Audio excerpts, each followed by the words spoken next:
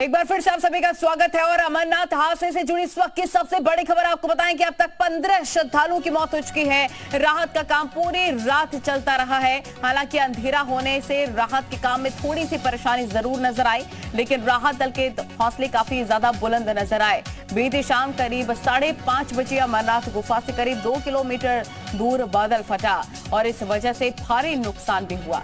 आप देख सकते हैं कि किस तरह से राहत बचाव कार्य चल रहा है और बाबा बर्फानी के धाम में तबाही देखने को मिल रही है। तमाम जो प्रशासनिक अमला है, एनडीआरएफ के एसडीआरएफ के जवान हैं, लगातार तैनात हैं, क्योंकि कई ऐसे लोग हैं अभी भी लापता हैं, उनकी तलाश की जा रही है। 15 लोगों की मौत की खबर सामने आई है और एक तबाही का मंजर वहां पर बनता हुआ नजर आ रहा है। ये इस वक्त की बड़ी खबर, लापता लोगों की तलाश की जा रही है और कुदरत की ये विनाश लीला। आप देखिए, आप भी सचेत हो जाएं, सतर्क हो जाएं, बिना वजह ऐसे तटों पर ना जाएं, ऐसे स्थानों पर ना जाएं जहां पर बड़ा हादसा हो सकता है, क्योंकि मौसम विभाग का कहना है कि आने वाले दिनों में भी भारी बारिश हो सकती है। मौसम विभाग ने भी ऑरेंज अलर्ट जारी कर दिया है। नैनीताल को लेकर, पौड़ी को लेकर भी जारी कर दिया गया है अलर्ट। लेकिन आप यहां पर देखिए, अमरनाथ यात्रा बंद कर दी गई है क्योंकि वहां पर काफी ज्यादा तबाही नजर आ रही है। एनडीआरएफ एसडीआरएफ की टीम लगातार लगी है लोगों को बचाने के लिए। कई लोग जो लापता हो गए हैं उनकी तलाश भी की जा रही है। फारूक खुबानी हमारे सहयोगी तमाम जानकारी के साथ हमारे साथ जुड़ गए हैं। फारूक, क्या अपडेट है, किस प्रकार से जो प्रशासनिक अमला है, एसडीआरएफ एनडीआरएफ की टीमें हैं, लगातार बचाव कार्य में जुटी हैं, बताइए। देखिए, अभी रेस्क्यू ऑपरेशन चल रहा है। हालांकि सुबह जो है वो हल्की बूंदाबांदी हो रही थी पंचतरनी और बालतल में, जिसकी वजह से ऑपरेशन में थोड़ा बाधा आई। उसके बाद अभी बारिश वहां पे थम चुकी है और रेस्क्यू ऑपरेशन में तेजी लाई गई है। 2 लोगों को जो है जिंदा निकाला गया मलबे के नीचे से और 6 अन्य लोगों को भी बाद में जो है एयरलिफ्ट किया गया। तो कुल मिला के 9 लोगों को अब तक जो है रेस्क्यू किया गया है वहां से, जिनका बेस कैंप में अभी जो है ट्रीटमेंट चल रहा है। इसके अलावा 15 लोगों की पहले ही जिस प्रकार से मौत हो चुकी है इस क्लाउड बर्स्ट की वजह से, और इसके बाद 30 से 40 के लोग जो हैं वो अभी लापता हैं, जिनके बारे में कोई भी अता पता जम्मू कश्मीर पुलिस या सुरक्षा बलों को नहीं है।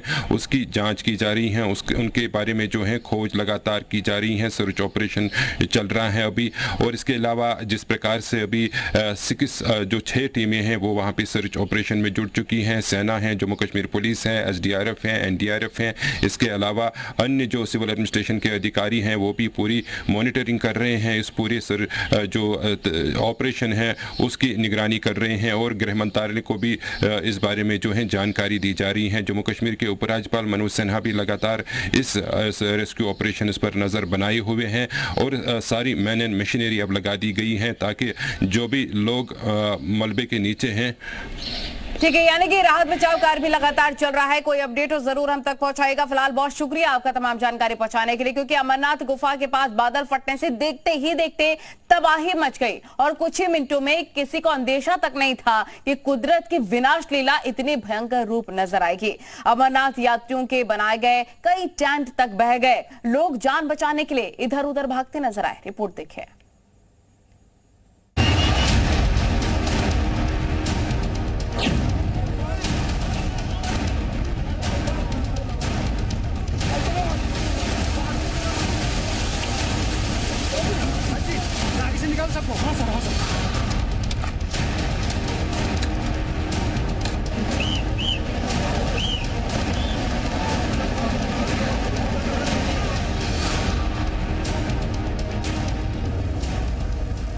ये तस्वीरें पवित्र अमरनाथ गुफा से सिर्फ 2 किलोमीटर दूर सोनमर्ग की हैं। गुरुवार शाम 5:30 पर बादल फटा तो किसी को अंदेशा नहीं था कि कुदरत की विनाश लीला इतनी भयंकर रूप दिखाएगी।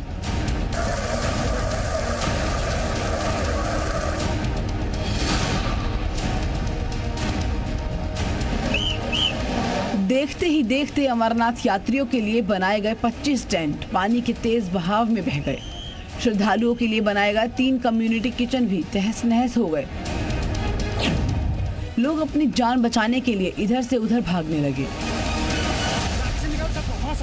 जब ये बादल फटा उसके साथ उस पहाड़ी से काफ़ी मात्रा में पत्थर और मलबा नीचे आया और करीबन 25 टेंट थे जो उसमें दब गए और 25 टेंट के अलावा 3 लंगर जो वहाँ भोजन देते हैं यात्रियों को, वो भी उसमें दब गए और मलबा करीबन 3 से 4 फीट का जो है जमा हो गया, जिसमें ये यात्रीगण जो है दब गए हैं। और अभी भी जो खबर मिल रही है कि करीबन 40 या उससे ज़्यादा भी हो सकते हैं जो दबे हुए हैं, जिन्हें खोजा जा रहा है और त्रासदी निस्संदेही बहुत बड़ी है और अभी भी रेस्क्यू ऑपरेशन जो है वहाँ पे चल रहा है। जैसे हमने दर्शन किए, हम आ गए नीचे वाली साइड, नीचे लंगर लगा हुआ था, हमने सोचा उधर खाना वगैरह खाते हैं। हम अंदर गए, बैठे कोई 10 मिनट खाना वगैरह खा रहे थे, तो इधर एक बंदा बाहर से भागता हुआ कि बाहर निकलो बाहर निकलो बाहर निकलो।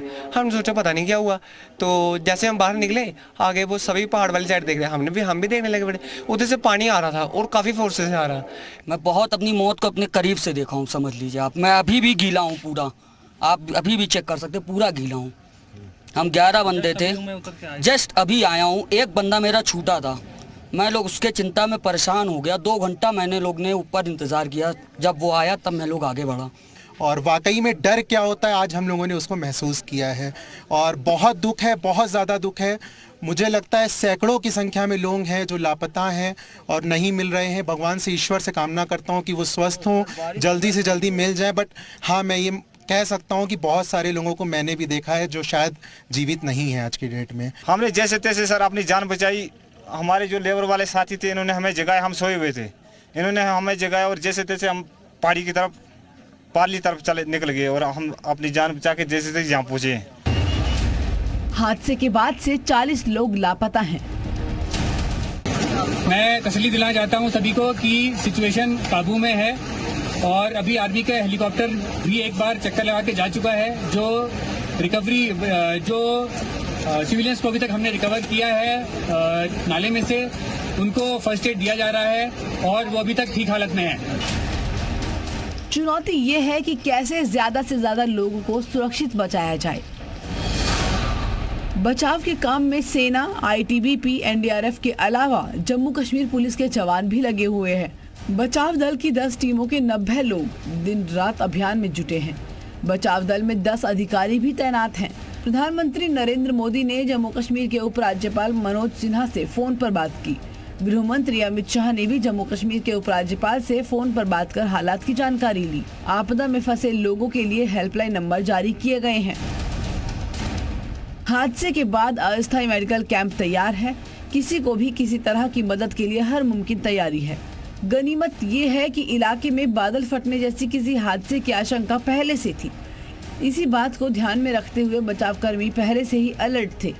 यही वजह है कि इतने बड़े हादसे के बावजूद नुकसान कम से कम करने की कोशिश में कामयाबी मिल पाई है। अमरनाथ से खालिद हुसैन के साथ ब्यूरो रिपोर्ट, जी मीडिया। तो अमरनाथ गुफा के पास बादल फटने से भारी तबाही हुई है, जिसमें अब तक 15 लोगों की मौत हो गई है। बावजूद इसके अमरनाथ यात्रा के लिए श्रद्धालु कश्मीर पहुंच रहे हैं।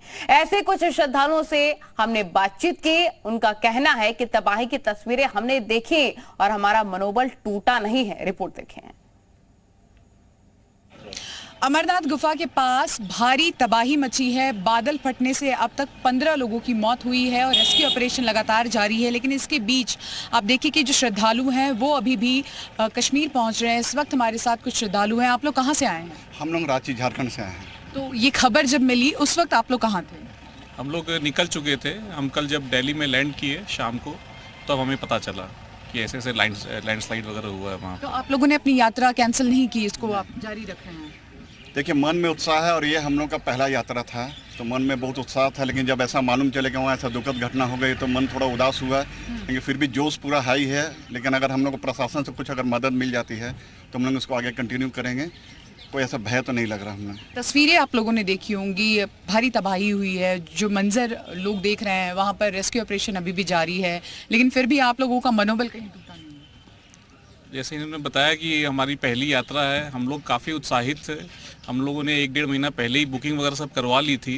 तो हम चाहते हैं कि अगर प्रशासन हमें साथ दे और सारा सब व्यवस्थित हो तो हम इसको कंटिन्यू करेंगे। कैसे जाएंगे, कुछ पता लगा पाए, कुछ जानकारी मिल पाए? देखिए अभी जस्ट अभी हम लोग लैंड किए हैं यहाँ पे, तो हमें कुछ अभी प्रशासन की तरफ से कोई भी सपोर्ट नहीं मिला, क्योंकि हम लोग जहाँ से हमें RFID मिलना था वो भी अभी काउंटर बंद है। हाँ, तो अभी जब खुलेगी तब फिर प्रशासन से हम लोग बात करेंगे कि आगे का क्या इंस्ट्रक्शन देते हैं। वो अगर वापस जाने बोलेंगे तो वापस जाएंगे, लेकिन हम लोग कंटिन्यू करना चाहेंगे। बिल्कुल साफ तौर पर आप देख सकते हैं कि एक तरफ तस्वीरें ऐसी हैं कि जो विचलित करती हैं, लेकिन दूसरी ओर जो श्रद्धालु हैं उनकी श्रद्धा में कोई कमी नहीं है। उम्मीद